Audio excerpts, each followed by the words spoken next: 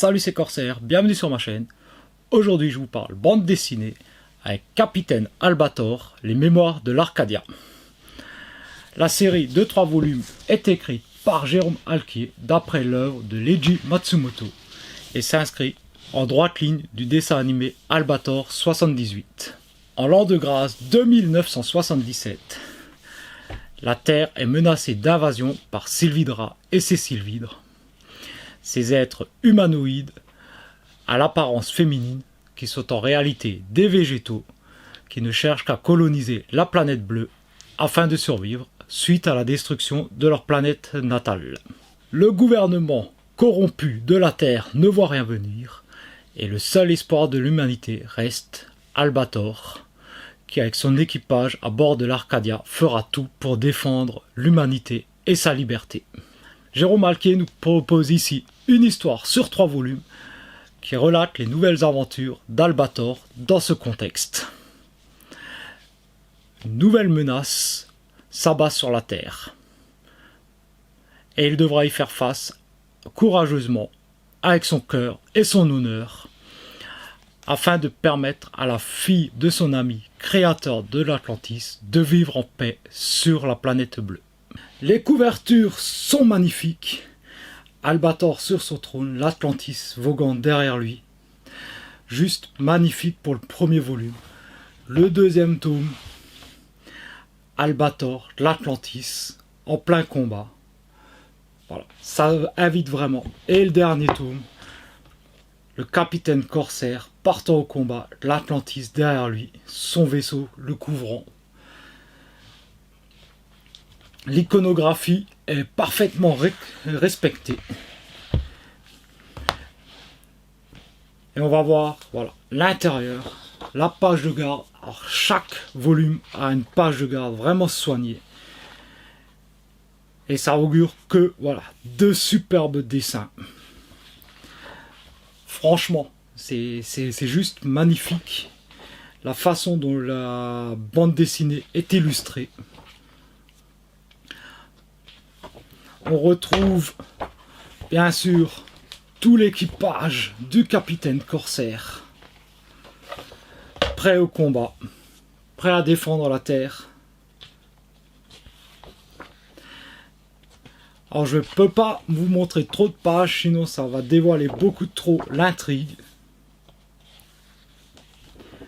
Voilà, juste un aperçu des dessins de Jérôme Halquier. L'histoire est prenante, l'histoire est passionnante. À aucun moment, on ne s'ennuie. On a peur pour le capitaine, on a peur pour son équipage, on a peur pour la Terre. Voilà. Page de garde magnifique. Le pavillon noir. Tout au long des bandes dessinées, on voit grandir la menace sur la planète bleue. On voit le capitaine qui cherche comment la vaincre.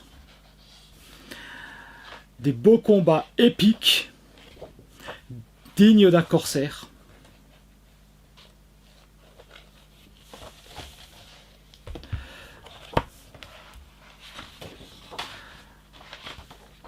L'Atlantis dans toute sa splendeur pour ouvrir le tome 3.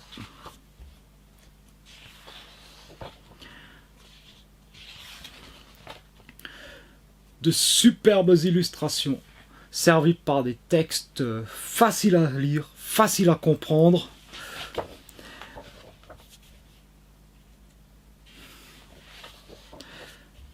Nous avons des lieux emblématiques de la Terre visités par le capitaine.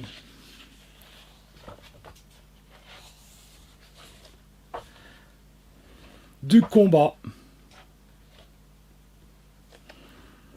Voilà.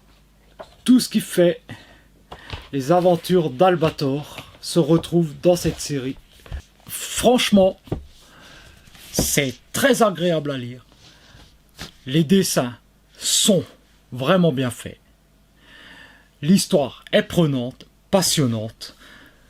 On retrouve l'esprit d'Albator, de ce qu'on connaissait dans le dessin animé.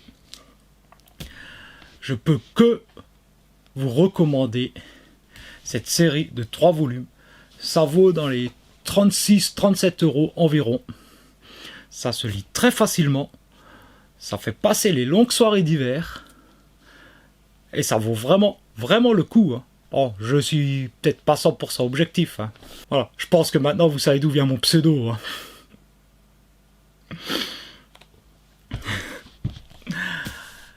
Albator, le capitaine corsaire, héros de mon enfance.